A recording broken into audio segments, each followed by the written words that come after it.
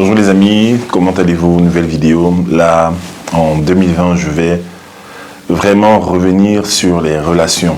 D'accord? Ça ne sert à rien de coacher les gens, d'amener les gens dans leur destinée, de parler des talents, du potentiel, sans toutefois toucher en fait à certains sujets épineux qui reviennent souvent comme ça dans les conversations. Parce que souvent, je vais parler du potentiel à une personne, je vais coacher un coach, par exemple, sur sa stratégie. Et souvent, il y a la question des relations qui reviennent. Par exemple, actuellement, je travaille avec une coach qui veut augmenter son chiffre d'affaires, qui veut faire décoller son activité. Et elle est passée par ma case de talent, tout ça. Et on va aller dans la case de stratégie. Et elle a une question importante. Elle a la question sur le mariage, en fait. Et pendant que je travaillais avec elle, le Seigneur me parlait de son mariage, de son futur mariage, en fait. Et cette préoccupation revient tout le temps, en fait. C'est comme si parfois je veux occulter ça, je vais mettre ça de côté. Et ça revient. Je me souviens une fois, je l'ai dit à la conférence du Lord Tour, que j'avais décidé de ne plus parler des relations. J'avais décidé de ne plus en parler parce que je me dis, tiens, il y a des coachs pour ça. Et le Seigneur m'a dit, écoute, il faut que tu en parles. Comment est-ce qu'il m'a dit? C'est que j'étais en train de travailler et ma fille passe derrière moi. Elle me dit, papa, tu sais, il faut que tu parles des relations. N'arrête pas de parler des relations. Les gens souffrent. Je me suis demandé comment est-ce qu'elle a su, en fait, que dans mon cœur, je ne voulais plus parler des relations. Comment est-ce qu'elle a su? Je connais les langages de Dieu, en fait. Et il a voulu passer par elle, en fait, pour me faire comprendre, parce qu'elle est neutre, c'est une petite fille, en fait. Et j'ai compris que c'était très important. Et de façon apostolique, je suis un apôtre. Voilà, je ne suis pas seulement coach, vous savez, je suis un apôtre et le Seigneur m'amène à voir des choses en fait dans la vie des gens, des choses qui bloquent, des choses qui peuvent paralyser la destinée. Et je vous assure, le manque d'amour, c'est voilà, on va pas faire semblant. Je vais vous lire un statut que j'ai mis sur Facebook qui a tout explosé hier. Vous savez, je passe par une période où je suis en deuil.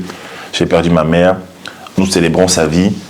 Et malgré ça, je reçois des gens qui m'écrivent de partout avec des problèmes et le Seigneur m'a dit, occupe-toi des âmes, nourris les âmes en fait, continue à faire ton travail, continue à bosser. Récemment, il y a une fille qui m'a dit, tu ne fais plus les vidéos, il n'y a plus de vidéos. Bref, et j'ai mis donc le statut, voici ce que j'ai écrit, suite à une expérience que j'ai vécue samedi à la conférence sur les finances. J'ai dit, je causais avec une demoiselle hier après la conférence sur les finances organisée par Georgette Massing. Et la demoiselle m'expliquait comment elle souffrait du fait de ne pas être déjà mariée. Elle va à l'église, elle fait ce que Dieu lui demande, mais à 36 ans déjà, elle n'est pas encore mariée. J'ai discuté avec elle et je lui ai posé beaucoup de questions. Et quand j'écoutais ses réponses, je me suis rendu compte que le fait que je sois marié, moi, depuis 10 ans, m'a poussé quand même à minimiser ou à ne pas bien peser le poids que ces demoiselles avaient de ne pas avoir une personne avec qui partager leur vie, de bons moments, des projets. Excusez-moi, je me suis beaucoup répété. C'est tellement fort dans mon cœur, il fallait que j'écrive ça comme ça. Voilà. En vrai, dans mon Facebook est rempli de femmes qui n'arrivent pas à se marier. Et les phrases toutes faites comme « ça va aller »,« oh Dieu est bon, Dieu fera »,« ta saison de mariage arrive ». Hein, ces phrases-là, ça ne suffit plus. On a l'impression que ça ne suffit plus en fait. Que se passe-t-il? J'ai posé la question. Pourquoi ça semble difficile de trouver son conjoint? Et même encore chez les gens qui prient, qui vont à l'église, qui disent Dieu, Dieu, Dieu. Ma conversation avec elle m'a beaucoup fait cogiter. Et j'ai mis, qu'en pensez-vous? Déjà, je vais encore réitérer cette question-là ici. Qu'est-ce que vous en pensez? Laissez-moi les commentaires. D'après vous, qu'est-ce qui fait que les gens n'arrivent pas à trouver l'âme sœur, le conjoint, à se marier en fait? Parce qu'elle a quand même 36 ans et elle voit l'âge passer sur le plan scientifique. Il paraît qu'à un certain âge, en fait, tu ne peux plus avoir d'enfant. Donc, c'est bien beau de prier, d'accord, d'attendre l'homme de ta vie, de te sanctifier, tout ça, c'est bien beau. Mais il y a une réalité, en fait, qui est sur le plan physique. Il y a une réalité physique qui demeure, d'accord? Il y a un âge où tu ne peux plus accoucher après. Maintenant, il va falloir implorer la miséricorde de Dieu pour avoir un enfant. Maintenant, il y a des femmes qui elles vont essayer de trouver leurs moyens, leur stratégie. Elles vont aller se marier avec un homme. Bon, là, elles vont même pas se marier, elles vont se mettre avec un homme juste pour faire un enfant. Après, ça peut avoir des conséquences. Bon, chacun a sa vie, on ne juge pas, d'accord? Mais on essaie un peu de discuter. Mais moi, en fait, ce matin, j'ai eu envie de... Vous voyez, mes yeux sont encore... Voilà. J'ai eu envie de faire une vidéo, d'accord? Vraiment pour vous parler en tant que coach, mentor, grand frère, ami, serviteur de Dieu, je sais pas. Et vous donner un peu mon point de vue, vous donner quelques astuces en fait pour rencontrer l'homme de sa vie. Là, je vous parle vraiment simplement. Et ce sera fait avec le filtre de ma vie, de mon expérience, d'accord? De ce que j'ai mis en place moi-même naturellement. Et ma vie n'est pas une parole d'évangile. Hein. Je ne vous dis pas faites comme moi et ça va marcher. Non, mais je vous donne des pistes en fait, d'accord? Et j'ai noté certaines choses ici là. Et après, on va voir ce que ça donne pour vous. Je veux voir beaucoup de commentaires sous cette vidéo. Je veux que ça bouge parce que ça a explosé sur Internet. J'ai mis ça sur Instagram, sur Facebook, sur mon compte Facebook, sur ma page Facebook. Les messages, jusqu'à présent, ça n'arrête pas d'écrire en fait. Ça commence à tirer. Ça veut dire quoi? Ça veut dire qu'il y a un vrai problème au niveau des relations. Et la relation, c'est la destinée. Donc, comment attirer l'amour en fait? Qu'est-ce que j'entends par attirer l'amour? Comment attirer la bonne personne et la garder? Comment attirer la bonne personne, celle que Dieu a privée pour nous? Voilà, comment faire? Parce que j'ai l'impression même que quand Dieu te promet quelqu'un, il y a beaucoup de gens qui ont des promesses. Hein. Beaucoup de gens qui ont des promesses. Donc, ok, mais ça n'arrive pas. Qu'est-ce qui se passe? Oh, tu fais des rêves où tu te maries. Tu fais des rêves où on t'a dit tu vas te marier. Qu'est-ce qui fait en fait que, malgré ces promesses, ça n'arrive pas? On va en parler. Déjà, la première chose à faire pour attirer la bonne personne, c'est qu'il faut t'aimer toi-même en fait. Il faut t'aimer toi-même. Qu'est-ce que j'entends par s'aimer soi-même? C'est que tu dois mettre des couleurs dans ta vie, en fait. Tu dois mettre des couleurs dans ta vie. Hein? Tu dois guérir de tes blessures. Et tu dois être quelqu'un de positif, d'accord? Vous savez, ça fait un certain temps que je commence à mettre en place un programme sur le subconscient. D'accord? Le subconscient, c'est une partie de ta conscience qui contrôle à 90%, qui produit à 90% ce qui t'arrive, en fait. Et je me suis rendu compte qu'à certains égards, l'homme lui-même est son propre ennemi, d'accord? C'est-à-dire que tu veux te marier, mais ce qui sort de ta bouche, en fait, alors non, ce qui est caché dans ton cœur, voilà, ce qui est caché dans ton cœur s'oppose à ce que tu veux, à ce vœu de te marier. Par exemple, tu vas dire aux gens, je veux me marier, oh, je veux me marier, je veux me marier, je veux me marier. Ok, tu veux te marier. Tu veux te marier quand? Ok, je veux me marier en 2020, ok. Mais au fond de toi, pardon, les expériences passées de tes parents, des divorces de tes parents, des violences conjugales, peut-être des infidélités de tes parents, fait que tu as une piètre image du mariage en fait. Qu'est-ce qui se passe? Ton subconscient en fait, qui est la cassette interne à l'intérieur de toi, qui tourne sans cesse en fait, que tu dormes, que tu sois éveillé, que tu vas à tes occupations, ton subconscient est éveillé et en fait il est nourri de ces pensées-là depuis l'enfance en fait. Depuis l'enfance, tu as ces images en fait et c'est ça qui fait que ça produit 90% des choses en fait dans ta vie. C'est-à-dire quoi? C'est-à-dire que comme tu as vu tes parents être bizarres, peut-être ton père mépriser ta mère, hein, ton père battre ta mère, tu as vu le foyer de tes parents vaciller. C'est l'image mentale en fait que tu as gardée et c'est cette image-là qui impacte ton subconscient. Donc en fait inconsciemment, tu ne peux pas attirer l'amour en fait. Tu as beau vouloir l'amour, hein, tu as beau vouloir être aimé, tu as beau vouloir faire les choses, mais tu n'arrives pas à attirer l'amour. Pourquoi? Parce que ta cassette a un mauvais son, ta cassette a une mauvaise bande, ta cassette a un mauvais enregistrement que tu dois changer. Hier, j'ai commencé à créer un programme qui sera disponible dans 2 semaines. C'est comment pirater son subconscient au service de ses talents pour vivre ses promesses, premièrement. Et j'ai aussi parlé je vais parler aussi, voilà, de l'aspect mariage, en fait. Comment se positionner par rapport à son subconscient pour attirer l'homme de sa vie. Bref. Et donc, ce qui se passe, c'est quoi? C'est que donc, en fait, on a une cassette interne, en fait, qui contredit ce qu'on veut. C'est un peu comme quelqu'un qui veut être riche, d'accord? Et il dit tout le temps, je vais être riche, mais au fond de lui, il a des pensées de paresse, pensées de limitation, d'accord? Il est toujours en train de discuter, de mépriser les gens qui ont l'argent. Il est toujours en train d'être jaloux dans son cœur des gens qui ont l'argent. En fait, il est jaloux des gens parce qu'il n'a pas l'argent. En fait, il attaque l'argent. Du coup, l'argent, qu'est-ce que l'argent fait? L'argent fuit, en fait. L'argent le fuit. Ça, c'est encore d'autres développements dans d'autres sujets. Voilà. Mais toujours est-il que la cassette interne, en fait, qu'on a est très, très, très, très, très importante. Qu'est-ce qu'on se joue constamment dans notre tête et qui a fait que c'est devenu une habitude de vie. Donc, en fait, quand je te demande de t'aimer toi-même, c'est que tu dois commencer à avoir une image positive de toi.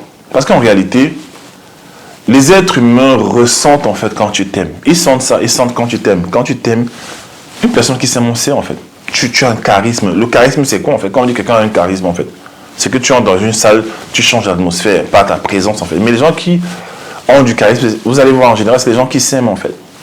Même quand ils sont en surpoids, même quand ils sont, je sais pas, trop minces, voilà, ils ont un truc, même quand ils ne sont pas très, physiquement, ils ne sont pas les plus beaux, voilà. Mais ils ont un truc, le truc là, d'accord, certains mannequins ont ça en fait. Je me souviens quand je voyais les émissions sur la mode, il y a des agences de mannequins qui cherchaient des filles qui avaient le truc. On ne peut pas expliquer ce que c'est. Ce n'est pas juste la beauté physique, ce n'est pas juste le corps, les formes, tout ça. On disait qu'elle avait le truc, en fait, le truc. She got the thing, she got the thing. Tu vois un peu? Donc quand tu t'aimes, en fait, tu as le truc. Ça transparaît, en fait. Et qu'est-ce que ça fait? Ça attire les gens, en fait. Ça attire les gens vers toi. Ça attire la bonne personne vers toi. D'accord?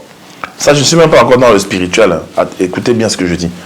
Je parle vraiment, c'est important. Maintenant, deuxième chose que tu dois faire, tu dois aimer les gens. Parce que si tu n'aimes pas les gens, c'est que tu es constamment en train de polluer ton intérieur. Si tu détestes les gens, tu soupçonnes les gens, toujours dans la guerre, les manques de pardon. Le manque de pardon, par exemple, c'est une preuve que tu n'aimes pas les gens. Quelqu'un t'a fait du mal et c'est vrai, on ne minimise pas le mal qu'on t'a fait. Mais tu gardes ça trop longtemps. Et ça commence à empoisonner ton subconscient, ça commence à empoisonner ton être intérieur. Et quand on te voit, on voit la violence, d'accord? Je me souviens une fois, quelqu'un disait à une jeune fille, que regarde, tu es belle. Mais ça se voit en fait. Il y a un masque sur toi, il y a un masque en fait. Il y a un masque de la colère. Et je vous assure, j'ai fait une vidéo sur la colère des femmes. Et même chez les hommes, ça existe. Il y a beaucoup de gens qui sont blessés et qui essaient de faire semblant de cacher ça. Ça transparaît à l'extérieur en fait. C'est-à-dire que quand tu es encore marqué par les blessures du passé, un ex t'a fait du mal, on t'a rejeté, tu n'as pas pardonné, tu portes une veste en fait qu'on voit. C'est quelque chose de visible, c'est palpable, on le sent. C'est-à-dire que tu es belle, tu as tout ce qu'il faut là, il faut. But there is something wrong, il y a quelque chose qui ne va pas avec toi. C'est comme s'il y a un mur en fait, il y a une façade. Et moi ça m'arrive souvent en tant qu'apôtre et prophète. Quand je cause avec les gens, je sens qu'une personne n'est pas bien à l'intérieur d'elle. Que je crois derrière la personne, il y a quelque chose qui bloque. Je vois même spirituellement un mur en fait, d'accord? Et c'est ce mur-là en fait que les gens voient souvent. Quand tu manques de pardon, tu n'as jamais guéri tes blessures, tu es là, tu es bizarre. Tu as beau mettre tous les habits du monde, être fraîche, te parfumer, mettre les statuts sur Instagram. Quand on t'approche, mon gars, on voit un mur, on voit un mur. Et qu'est-ce que les gars font? Certains gars, qu'est-ce qu'ils font? Ils te voient juste belle. Comme il arrive à entrer dans ton âme pour voir ton bon côté, bah écoute, il va rester au niveau de ton corps physique. Alors qu'est-ce qu'il va faire? Il va dire que la petite ci, la fille ici, au lieu de me prendre la tête, je sens que c'est une fille nerveuse. Au lieu de me prendre la tête, bon, je vais quand même essayer de coucher avec elle. Et c'est ce que les gars font. Ils viennent, ils couchent avec toi. Tu ne comprends pas pourquoi. Tu es belle, tu as tout, tu es intelligente, tu as fait HEC, tu as bac plus 17, tu as bac plus tout, tu as l'argent. Mais les hommes viennent, ils partent. Ils viennent, ils partent. Pourquoi? Parce que quand ils viennent, ils ne viennent pas trouver une source de vie en toi, en fait. Tu vois, ça c'est l'inspiration que je reçois de la part du Seigneur. Ils ne viennent pas trouver une source de vie. Pourtant, la femme, c'est quoi? C'est celle qui donne la vie. Et lorsqu'une femme vit dans le manque de pardon, qu'est-ce qui se passe? Elle est polluée. Elle ne donne plus la vie, en fait. Elle produit quelque chose, quelque part la mort. Hein?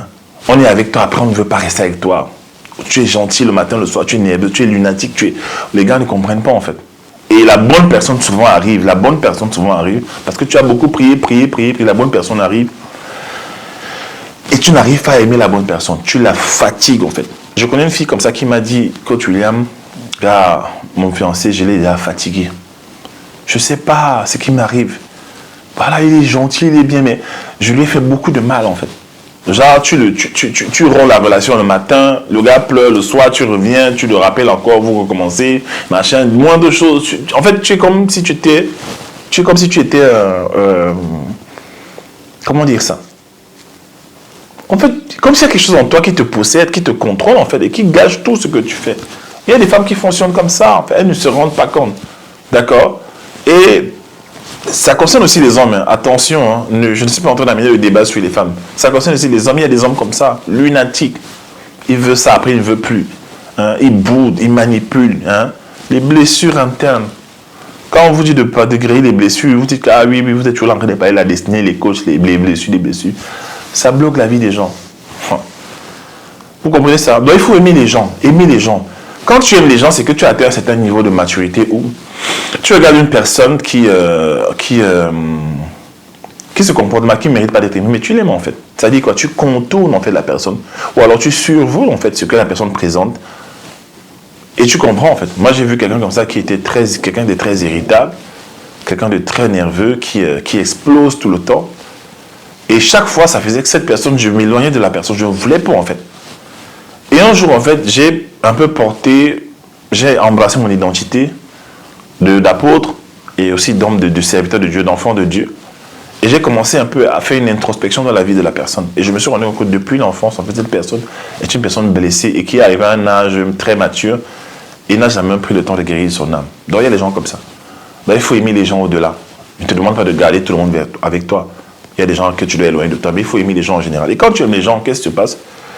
Tu es en train d'envoyer encore des messages à ton intérieur, à ton subconscient, tout ça, que tu peux ouvrir. Moi, je me souviens quand j'ai rencontré ma femme, je ne sais pas ce qui s'est passé, mais j'avais beaucoup d'amour à donner. Je ne sais pas, mon cœur était rempli, ça débordait d'amour en fait. Parce que d'abord, j'aimais les gens. Mais ça débordait d'amour et j'avais de l'amour à lui donner. Quand elle est venue, ben écoute, je lui ai donné. Mais si je n'avais pas ça, j'allais fuir très tôt parce qu'au début de notre relation, on avait trop de problèmes. Elle était très blessée. Moi aussi, j'avais des blessures, mais je l'ai aimé. Vous comprenez? Maintenant, l'autre chose qui va aussi vous parler, c'est, j'ai pas envie que la vidéo aussi soit trop longue, oh mon Dieu, faire ce que l'on aime. Là, je parle des talents, des passions. Je veux pas les développer ça. Vous savez que c'est le leitmotiv de ma page. Fais ce que tu aimes, aime ce que tu fais. C'est très important. Qu'est-ce qui se passe quand tu es une personne qui fait ce que tu aimes? Quand tu fais ce que tu aimes, tu commences à attirer les gens à toi.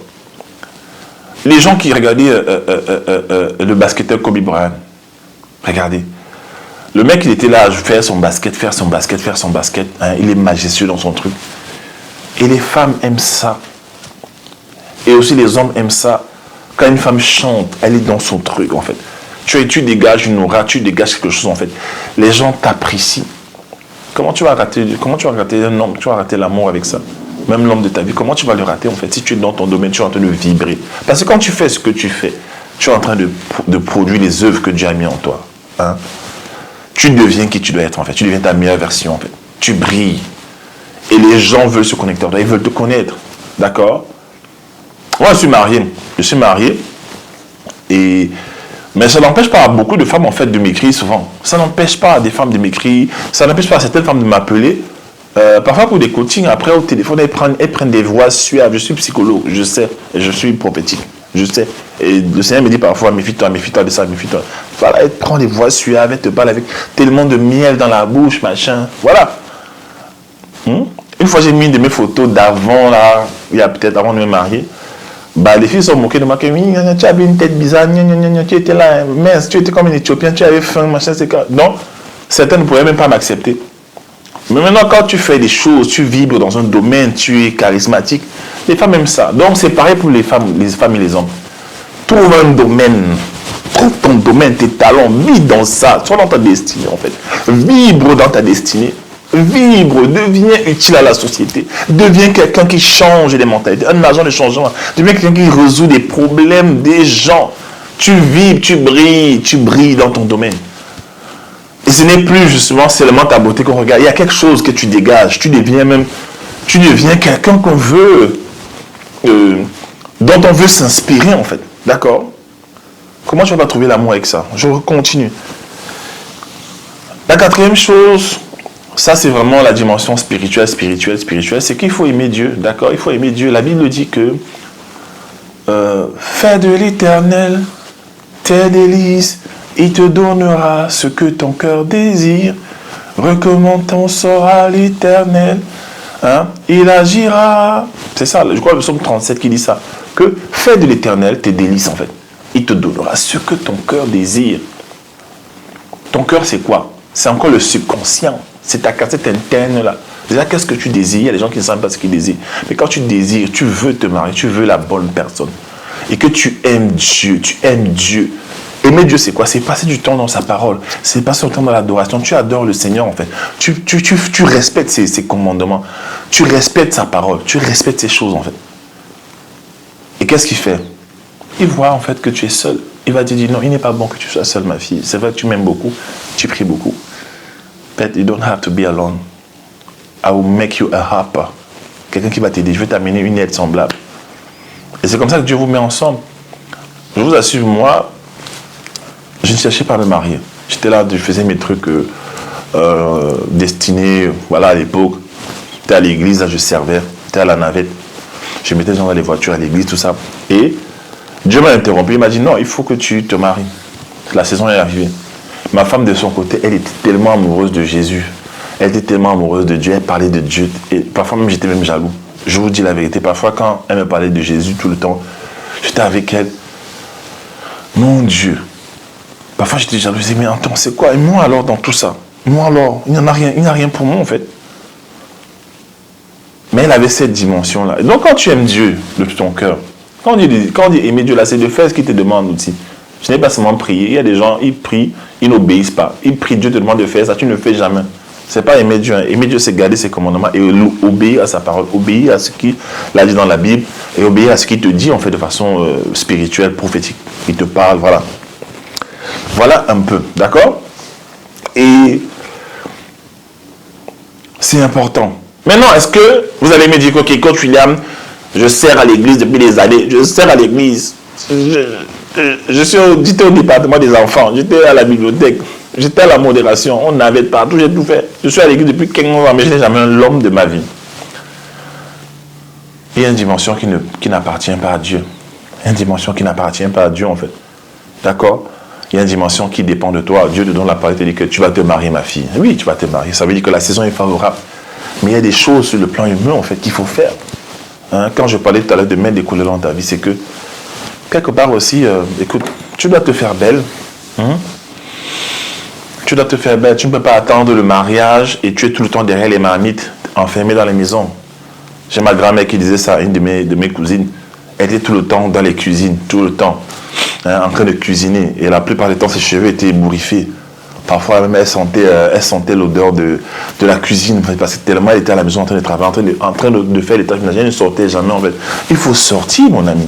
Je ne dis pas d'aller en boîte, bien sûr, la boîte de nuit, une boîte. Non, non, je ne dis pas ça. Mais va dans les endroits où il y a des gens, en fait. Va dans les endroits où la probabilité pour que quelqu'un te regarde soit là, en fait. D'accord? Autre chose, c'est qu'habille-toi bien, sois élégant.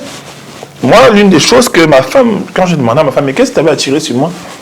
La première chose qui a attiré ma femme sur moi, sans que je lui parle, en fait, c'est que j'étais toujours bien habillé. Franchement, je suis quelqu'un, je ne suis pas l'homme le plus élégant du monde, d'accord? Mais je fais attention comment je m'habille. Je vous assure, j'agence les couleurs, hein? Je me coiffe, je fais attention, mon swag, je me parfume, voilà. Donc parfume-toi, femme, homme, parfume-toi, habille-toi bien, sois élégant. Je ne te demande pas de casser la tirelire, d'aller t'endetter, non. Tu peux aller dans des magasins comme Kiabi, hein? Tu vas dans des magasins comme Célio, actuellement c'est les soldes, tu achètes des petites chemises, hein? Les hommes, tu t'habilles comment? Tu t'habilles en chemise blanche, par exemple, si tu ne veux pas te retrouver en train de penser, tu achètes des chemises blanches, parfois à 15 euros, en solde, là, 15 euros, parfois ça coûte 10 euros. Tu achètes une série de chemises blanches avec des petits jeans, des petits pantalons, des petites vestes en fait, des petites chaussures, voilà. Tu t'habilles toujours, tu es toujours frais, toujours élégant, hein, toujours bien là, hein, belle montre, ça ne coûte pas cher en fait. Ça ne coûte pas cher. Et tu es toujours bien présentable. Quand tu te présentes bien, en fait, les gens t'apprécient en fait. Je te dis la vérité, les gens t'apprécient. L'homme juge à l'apparence. On aime toujours, nous les hommes, on aime voir les femmes qui sont raffinées. On aime ça, elles nous marquent en fait. Les femmes qui sont toujours bien élégantes là. Oui, on aime ça. Laissons d'abord le Seigneur, laissons d'abord Dieu que prier. Parlons des choses concrètes en fait. Je suis parle en tant que coach maintenant. On aime ça. Quand tu rentres dans une salle, tu vois des femmes, elles sont là, tu vois des hommes. Dès qu'une femme est bien habillée, elle est bien mise là. On regarde ça. Autre chose aussi, c'est quoi? C'est que la vue est importante. L'homme juge à l'apparence. Ça veut dire quoi? Ça veut dire que même sur le plan physique, il y a des choses que tu peux faire sur le plan physique. Tu peux peut-être, si tu as pris du poids, tu peux peut-être faire du sport en fait. Tu te muscles pour affermir, pour tonifier ton corps. Dieu nous a donné un corps excellent. Tu te muscles en fait, tu prends du muscle, tu prends des formes. Voilà, ça attire les hommes en fait. Ça attire les êtres humains. Même, arrêtez l'hypocrisie. Même l'homme qui va t'épouser, même s'il est un serviteur de Dieu, même s'il prie, il regarde d'abord ton corps. Il regarde ton corps, oui. Et c'est après maintenant qu'il va causer avec toi. Est-ce que quand un homme t'approche, il est comme ça? Oh, bonjour ma soeur, alléluia, alléluia, alléluia. On va parler. Non, il te regarde. Tu passes dans la rue, il te regarde. Arrêtons l'hypocrisie, il te regarde. Moi, j'ai regardé ma femme, excusez-moi. Je l'ai trouvée belle en fait. Mon Dieu, je l'ai trouvée belle. Je me suis dit, waouh, Seigneur, donne-moi. Je l'ai trouvée belle, je l'ai trouvée fraîche. Et je me suis même rendu compte, pour être spécifique, c'est que elle ressemble en fait au genre de fille avec qui j'étais dans le passé. J'ai parlé de mon histoire un peu au Mozambique. Il y a 2 femmes que j'ai rencontrées que le Seigneur m'avait dit d'arrêter en fait. Des relations que j'avais. 2 filles. Il m'a demandé d'arrêter ces relations en fait. La première, toujours belle femme. J'ai dû arrêter. La deuxième, toujours même profil que ma femme. Et en fait, je ne m'étais pas rendu compte que inconsciemment, dans mon subconscient, c'est ce type de profil que je voulais. D'accord? Donc parfois, il faut être spécifique aussi. Tu veux quoi? Tu veux quel type d'homme? Tu es les femmes, je veux me marier, mais quel type d'homme? Quel âge il a? Comment il est grand? Petit détail? C'est quoi? Qu'est-ce que tu veux? Dessine en fait ton homme. Dessine en fait ta femme. Et Dieu est spécifique. Et justement, il m'a amené le genre de personne en fait, que mon cœur, en fait, ce genre de personne-là qui m'attirait. Et voilà. Vous comprenez ça? Donc, il y a tellement de choses à dire dessus. De toute façon, mon programme sur le subconscient va sortir. Dans ce programme-là, je parle de comment, il y aura des déclarations à l'intérieur. Comment tu fais en fait pour programmer ton subconscient? Comment faire pour détruire les schémas du passé? Parce que la Bible dit, je crois que c'est dans Jérémie 17, verset 9, que le cœur de l'homme est tortueux et mauvais par-dessus tout. Qui peut le connaître en fait? Ça veut dire quoi? Que le subconscient de l'homme en fait a la capacité à un moment donné de sa vie de prendre des mauvaises informations qui vont gâcher sa vie en fait. Il y a des gens, c'est pour ça que vous allez voir, il y a des gens, ils font tous les efforts mais ils sont toujours pauvres. Ils auront beau faire ce qu'ils ont à faire, ils seront toujours pauvres en fait. Pourquoi? Parce que leur cassette interne, le subconscient, qui est responsable de 90% des choses qui nous arrivent, est déjà pollué. Il faut pirater le subconscient. D'accord? Je vais vous laisser à ce niveau-ci. Voilà. Qu'est-ce que je dirais? J'ai 2 dates importantes. J'ai le 22 février au Cameroun. Je serai à la conférence avec Georgette Massing sur les finances. Notez ça dans votre agenda. Et le 7 mars, je serai ici en France avec ma femme, la coach Johanna, pour un programme, excusez-moi, je regarde ça rapidement, pour un programme avec sur la destinée, d'accord? Viens et entre dans ta destinée prophétique. Tu es né pour un objectif, d'accord? Avec la prophétesse Gisèle Costa, ma femme, la pasteur Johanna, moi-même, apôtre William, et le pasteur Stéphane Adamson à Moussou. Ce sera samedi 7 mars 2020, de 9h à 17h, salle polyvalente, le Semeur, rue Frédéric Jolieu. En tout cas, vous allez voir l'affiche. Et voilà, c'est organisé par la maison de prière MDP Eau de Vie. Voilà, on va parler de la destinée. Notez déjà ces dates-là, c'est très important. Ok, courage. Je parlerai de plus en plus des relations ici. Et à partir du mois fin mars, ma femme et moi, nous allons créer une formation où il y aura plusieurs promotions et on va préparer les gens, comment on dit ça? On va préparer les gens en fait au mariage. Voilà, Dieu nous a accordé la grâce d'avoir un mariage solide et il nous a accordé la grâce, l'onction du mariage. Lorsqu'on coach les gens, ils se marient. On s'est rendu compte que les gens qu'on coach, les gens qu'on accompagne se marient, trouvent facilement, en fait, simplement. D'accord? Et en plus, avec la révélation sur le subconscient que Dieu me donne pour attirer l'homme de ta vie, on va mettre en place. C'est même déjà là, en fait. On avait juste remis à plus tard. À partir de mars, en fait, on lance le programme en fait sur la préparation au mariage. Ça va vraiment être quelque chose que Dieu, déjà, ça va bâtir de notre expérience en tant qu'apôtre et pasteur et aussi en tant que coach. On va vraiment amener les gens à trouver la personne de leur vie et avoir des choses. On va aussi prier pour les gens pour les gens qui seront dans cette promotion-là, on va prier pour les gens pour qu'on avance ensemble. Allez, portez-vous bien. Au revoir. C'était le coach William. Merci.